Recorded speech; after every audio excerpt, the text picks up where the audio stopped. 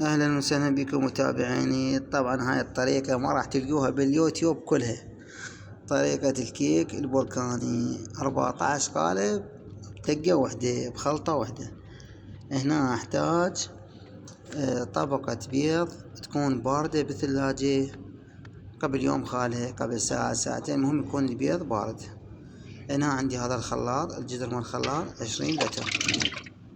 طبعا اخلي هنا طبقة بيض، وراح اخلي ربع كيلو حليب باودر، 2 كيلو سكر يعني. اخليهم بالخلاط يخلطن على اعلى درجة لمدة ربع ساعة لحد ما يتحول عندي المواد الى شلون الكريمة، يذوب الشكر والبيض والحليب كلين خلطة سوية لمدة ربع ساعة. بعد ما تحول عندي الى هذا الشكل شلون الكريمي، اطفي الخلاط وراح ادير بقية المواد. 2 كيلو مي بارد، بطل زيت كامل لتر مثل ما تشوفون، بطل زيت كامل، ربع قبض نكهة العطر، نكهة الموز، عطر الموز. 3 كيلو طحين فاخر، كربلة، عصام، الكيف كلهن يصيرن مثل ما تشوفون بدون ما انخلهم يحتاج، لان هذا الخلاط قوي صناعي. هنا اخلي 15 ظرف بيكنج باودر، هاي اللي بالاسواقات ينباع، هذا احسن نوعية، ما عليكم انتو، مجربه انا عن تجربة سنين اشتغل بيه. اخليه يضربن بالخلاط لمدة نص دقيقة بس يتلابسن قبل ما اخلي المحسن، حتى لا يطيرن عندي على ابطأ درجة. هنا انا راح اخلي 100 غرام محسن كيك،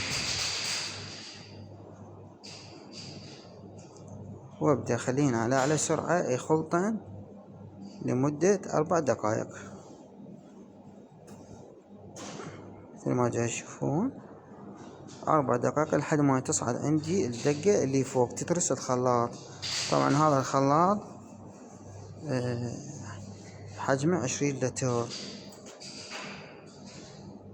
تركي، العفو صيني، سعره 750 ألف. خافوا حد يسأل عليه بالتعليقات. هاي بعد 4 دقائق صعدت عندي الدقة، مكونات كليتها خلطتها.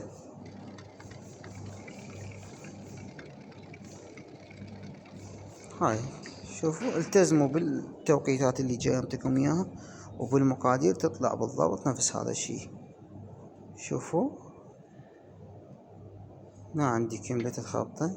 طبعا راح استخدم ايدي لان هذا القالب شوية مو عدل، حتى الزيت يلوح كل الجوانب مال القالب. تقدرون تستخدمون فرشة عادي ماكو مشكلة، بس بالايد احسن شي حتى يطلع وزن واحد، الزيت ما يصير هواي، لان اذا صار هواي بالزيت بالقالب ينزل القالب. لا يحتاج راشي ولا يحتاج طحين، مجرد زيت وبيدكم. حترس القوالب وحدخلهن للفرن لمدة 40 دقيقة على درجة حرارة 80. طبعا الفرن كل شخص وعنده فرن ببيته، اللي عنده فرن صناعي، اللي عنده مال طباخ، يقدر يعني على درجة حرارة 200 لمدة 40 دقيقة.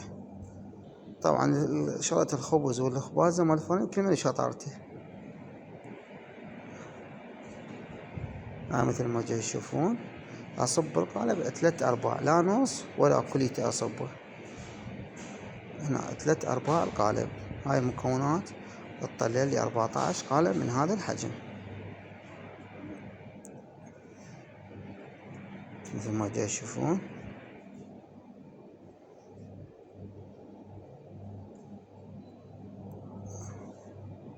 هاي من المواد راح اصبهن قوالب ذني. هاي بالفرن بعد ما طلعناهن لمدة 40 دقيقة. شوفوا ما شاء الله شلون مفجورات انفجار، شوفوا شو عنيش منفوشة، يعني هاي طريقة ناجحة، يعني اذا كيكة شي طاقة يعني ناجحة. شوفوا شلون يتضاعف حجمها. هسه اجيب صينية واجيب مشبك حتى اصب الصوص عليهن، حتى الزيت الصوص الزايد اللي يوقع بالصينية اقدر ارجعه بالسطلة واستفاد منه.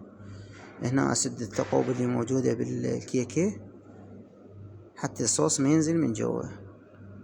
هاي مثل ما جاي تشوفون راح اصبهم كليتهن بهاي الطريقة. كيك بركاني طبعا هذا يعد مجروح ناجح، والكيك اللي يعني لازم اللي يريد يبيعها اقل شي يبيعها سعر القالب 10,000، لان بيها صوص وبيها مواد مصروف عليه. يعني انتو ذاتي تحسبون التكاليف، وانا اعطيتكم المقادير مال المواد احسبوها عندكم ورقة وقلم وكتبوا طحين هالقد، شكر هالقد، بيكنج باودر، الصوص، وطلعوا مثلا 14 قالب. اذا اشتغلتوها ايش قد المواد مالتكم وايش قد بيش تبيعون ايش قد يصرف لكم. سهلة يعني ما يراد لها شي. زيت تنباع ب7 ب8 ب10 بيها ربح خير من الله، لان كمية هاي مو مثل واحد مشتغل لقالب واحد وصارف عليه مواد هواي. بالشغل الكميات يختلف السعر لان يطلع انتاج اكثر. هنا طبعا خيتلها لوتس للتزيين، اكتبوا على التزيين كل من ذوقه. انا راح اخلي فستق ولوتس، تريدون تخلوها مكسرات، تريدون تخلوها سادة، تريدون تخلون نستة بيضة بعد بكيفكم. هاي مثل ما جاتكم. طبعا نهاية الفيديو خليتكم الطريقة مع الصوص، انا شريتها البارحة، خاف واحد يشوف الفيديو جديد. هم حطيت لكم الفيديو مع الصوص بنهاية الفيديو، وكتبوا لي اي سؤال بالتعليقات انا بخدمتكم ان شاء الله. بالأيام الجاية يوم ينزل لكم طريقة مال كيك البيتي، كيك الاسفنجي، القطع، القوالب، فيديو ان شاء الله. ان شاء الله يفيدكم. انا هنا 100 شخص شافوه واستفادوا وانا كل زين عندي. هذا هدفي، لا اريد مشاهدات ولا هالسؤال. هاي النتيجة النهائية وهاي الطريقة مال الصوص. طبعا متابعيني هذا اسهل واطيب واسرع صوص للكيك البركاني. لا اقول لكم تعالوا تعلموا من النت وهيش كذا وهيش وصفه وهيش يطلع طيب. هذا السطل تركي نستخدمه بالمعامل الكبار والصغار. طبعا الطريقة مال الشغل طبعا كلش سهلة. طبعا عندي هذا السطل، طبعا السطل هذا 10 كيلو سعره 59,000 صناعة تركية. هذا طعمه نوتيلا، اكو ناس مشتغلة بيه فراح تشوفه يعني متأكد انه يوافقون الرأي. هاي شوفوا راح الطريقة مالته طبعا كلش سهلة. راح اقسم نص السطل هذا يعني 5 كيلو هنا اخليه و5 كيلو هنا. مثل ما تشوفون شوية جامد. راح ادخله للميكرويف مدة 3 دقائق. مثل ما جاي تشوفون قدامكم قسمت نص هنا ونص هنا. هاي خليتها 3 دقائق بالميكروويف. اللي يريد يخفف انا راح اخليها نص بطل زيت، راح اخفف بنص بطل زيت ب5 كيلوات. تريدون تخففوا بعد اكثر تديرون زيت اكثر. اللي يريد ما يخففه يقدر بالميكروويف يخليه فد 5 دقائق 6 دقائق راح مو عنده، بس من راح تصبوه راح يجمد ما يصير سائل فد مرة. فانصح اني تخففوه بالزيت. بزيت الزيتون هم يصير، بس بالزيت اسرع. مثل ما تشوفون نص بطيل راح ادلع على 5 كيلوات واظل اخلط بيدي. يعني لا يحتاج عجانة ولا يحتاج اي شيء، بس بالجمشة او مضرب او اي شيء يعني خلطوا بيه. هاي مثل ما جاي تشوفون الطريقة كلش سهلة. مدة دقيقتين بس يتلابس الزيت ويا النستلة الشوكولا. هاي طبعا هذا تقدرون تصبوه على القوالب، حتى على قوالب الكيك الاسفنجي تقدرون تصبوه يعني ما يتكسر يجمد. بس هذا انجح شيء للكيك البركاني واسهل شيء. هاي مثل ما تشوفون من ناحية الطعم هم نفس الشيء احنا نشتغل بيه بالمعمل. هسه راح اطلع لكم. هاي ادرت مثل ما تشوفون نص بطل زيت، نص بطل زيت كلش كافي.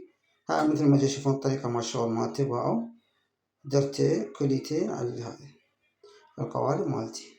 متابعيني هذا الفيديو مال قوالب الكيك البركاني راح انشره باكر ان شاء الله.